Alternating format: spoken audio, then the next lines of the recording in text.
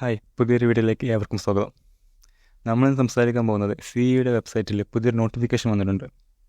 നമുക്കറിയാം, ഒരു കഴിഞ്ഞ ആഴ്ചയായിട്ട് നമ്മുടെ അപ്ലോഡ് ചെയ്ത ഡോക്യുമെൻറ്റ്സിൽ നമ്മൾ എഞ്ചിനീയറിങ്ങിനായിക്കോട്ടെ മെഡിക്കലിനായിക്കോട്ടെ നമുക്കൊരു അഡ്മിഷൻ വേണമെന്നുണ്ടെങ്കിൽ അല്ലെങ്കിൽ അലോട്ട്മെൻറ്റ് പ്രോസസ്സിന് മുന്നോട്ട് പോകണമെന്നുണ്ടെങ്കിൽ ഒരുപാട് ഡോക്യുമെൻറ്റ്സ് നമ്മൾ അപ്ലോഡ് ചെയ്യേണ്ടതായിട്ടുണ്ടായിരുന്നു. ആ അപ്ലോഡ് ചെയ്ത ഡോക്യുമെൻറ്റ്സിൽ എന്തെങ്കിലും ഡിഫക്റ്റുകൾ കാര്യങ്ങളുണ്ടെന്നുണ്ടെങ്കിൽ അത് റെക്ടിഫൈ ചെയ്യാനുള്ള ഒരു സമയം തന്നിരുന്നു. എല്ലാം ശ്രദ്ധിക്കേണ്ട കാര്യം എന്ന് വെച്ച് കഴിഞ്ഞാൽ, ഇതിന് മുന്നേ നമുക്ക് അവസരം തന്നു, അതിന് ഡേറ്റ് വീണ്ടും എക്സ്റ്റെൻഡ് ചെയ്തു, അതിനുശേഷം വീണ്ടും ഒരു അവസരം തന്നിരിക്കുകയാണ്.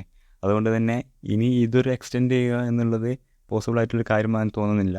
സോ എല്ലാവരും നിർബന്ധമായിട്ടും അവനവൻ്റെ കാൻഡിഡേറ്റ് പോർട്ടലിൽ കയറി എന്താണ് ഡിഫക്റ്റ് ഉണ്ട് എന്ന് നോക്കുക. ഡിഫക്റ്റ് ഉണ്ട് എന്നുണ്ടെങ്കിൽ അതിന് ആവശ്യമായ ഡോക്യുമെൻറ്റ്സ് എന്തൊക്കെ ചെയ്ത് നൽകേണ്ടതാണ്. അപ്പോൾ നമുക്കിവിടെ നോക്കാം, ഡിഫക്റ്റുകളുള്ള ആളുകൾ അല്ലെങ്കിൽ എന്താണ് ഡിഫക്റ്റ് എന്ന് അറിയാമെന്നുണ്ടെങ്കിൽ ആപ്ലിക്കേഷൻ നമ്പർ ഇവിടെ കാണിക്കുന്നുണ്ട്. അതിന് തൊട്ടപ്പുറത്ത് തന്നെ ഉദാഹരണം income certificate, non creamy layer, scout and ഗൈഡ്സിൻ്റെ ഡോക്യുമെൻറ്റ്സ്, പിന്നെ എക്കണോമിക് വീക്കർ സെക്ഷൻ, അതായത് EWSൻ്റെ ഡോക്യുമെൻറ്റ്സിൽ ഡിഫക്റ്റുകളായിരിക്കും. അപ്പം നമ്മുടെ ഈ ആപ്ലിക്കേഷൻ നമ്പർ ഈ ലിസ്റ്റിലുണ്ടോ എന്ന് നോക്കുക. ഉണ്ട് എങ്കിൽ എന്താണ് ഡിഫക്റ്റ് എന്ന് നോക്കുക. ആ ഡിഫക്റ്റ് പരിഹരിക്കാൻ വേണ്ടിയിട്ടുള്ള ഡോക്യുമെൻറ്റ്സ് എന്താണെന്നുണ്ടെങ്കിൽ അത് നമ്മൾ അപ്ലോഡ് ചെയ്യാൻ നോക്കുക.